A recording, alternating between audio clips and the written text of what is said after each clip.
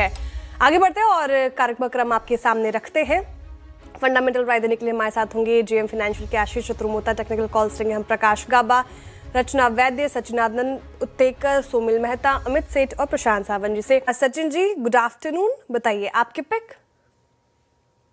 Good afternoon Shreya, good afternoon to all the panelist. मुझे लग रहा है यहाँ पर सिंजीन में एक अच्छा शॉर्ट कवरिंग का डेटा बन चुका है। एक 630 620 के आसपास का जो सपोर्ट बेस है वो अच्छी तरह इसने मेंटेन किया था एंड एक अच्छा पॉजिटिव क्रॉसओवर इसके डेली आरएसआई पे एग्जिबिट हुआ है।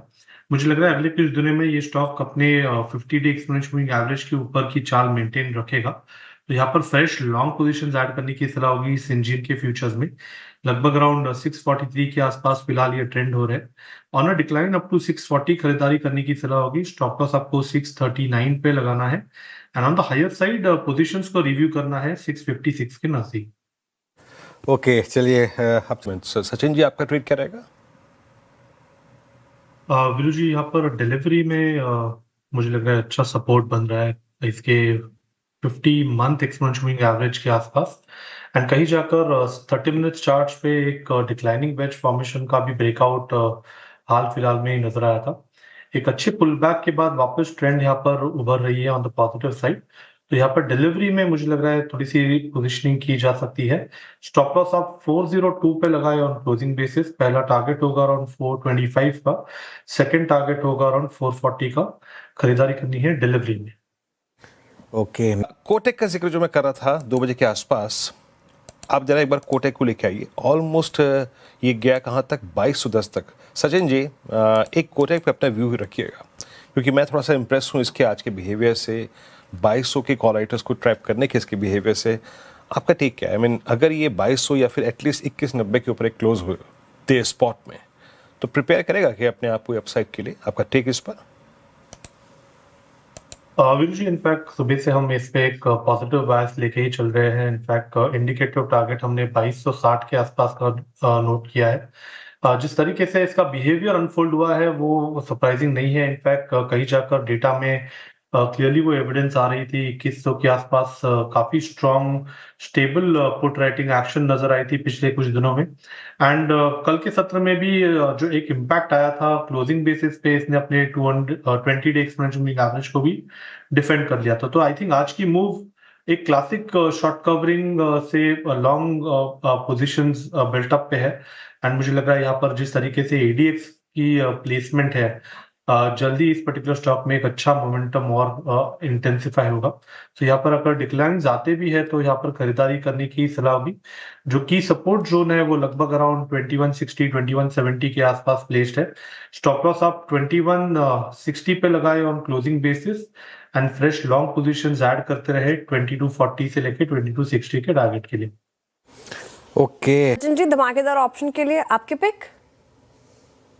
श्रेया, यहाँ पर एलएनटी एक मेक और ब्रेक जोन पे है। 4000 के आसपास का एक इम्पोर्टेंट सपोर्ट क्लस्टर है। डेटा के लिहाज से वो क्लस्टर मुझे लग रहा है ब्रेक हो जाएगा ऑन द लोअर साइड। तो इसीलिए 4000 का जो पुट ऑप्शन है वो खरीदारी करने की सलाह होगी। 45 के आसपास फिलहाल ये ट्रेंड हो रहा है। स्टॉप लॉस छोटा सा लगाना चाहिए, लगभग अराउंड 38 के आसपास, काफी क्लोज एक्शन है।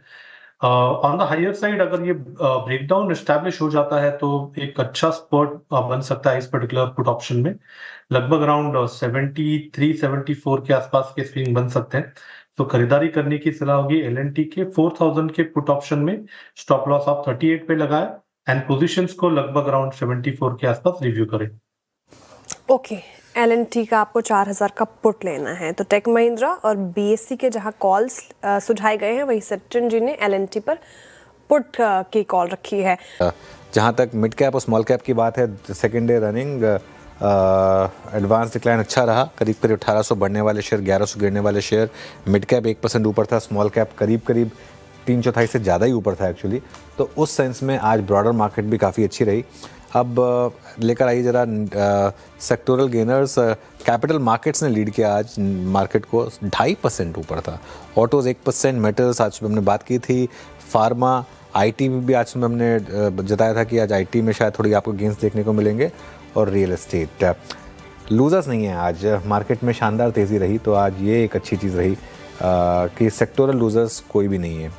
निफ्टी के गेनर्स में सबसे ऊपर अदानी एंटरप्राइजेस करीब करीब 3.25% ऊपर था। इटर्नल बहुत समय के बाद इटर्नल ग्रीन में आया 3.25% की रैली के साथ। जियो फाइनेंशियल यहाँ पर अच्छे मूव्स थे, करीब करीब 3.25%। टाटा स्टील 2.5% ऊपर था। कोटक महिंद्रा बैंक करीब करीब 2% ऊपर था। और इसके अलावा डॉक्टर रेड्डीज यहाँ भी 2% के करीब की रैली थी।